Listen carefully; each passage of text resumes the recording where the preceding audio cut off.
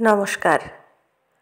আজ চলে এলাম মানিক বন্দ্যোপাধ্যায়ের বিখ্যাত উপন্যাস পুতুল নাচের ইতিকথা নিয়ে। খালের ধারে প্রকাণ্ড বটগাছের গুড়িতে ঠেস দিয়া হারু ঘোষ দাঁড়াইয়াছিল। আকাশের দেবতা সেইখানে তাহার দিকে চাহিয়া কটাক্ষ করিলেন।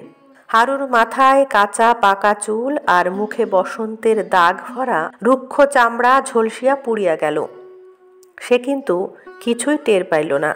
শতাব্দীর পুরাতন তরুটির মুখ অবচেতনার সঙ্গে ৫১ বছরের আত্মমমতায় গড়িয়া তোলা চিন্ময় জগৎটি তাহার চোখের পলকে লুপ্ত হইয়া গিয়াছে। কটাক্ষ করিয়া আকাশের দেবতা দিগন্ত কাঁপাইয়া এক হুঙ্কার ছাড়িলেন। তারপর জোরে বৃষ্টি চাপিয়া আসিল। বটগাছের ঘন পাতাতেও বেশিক্ষণ বৃষ্টি আটকাইল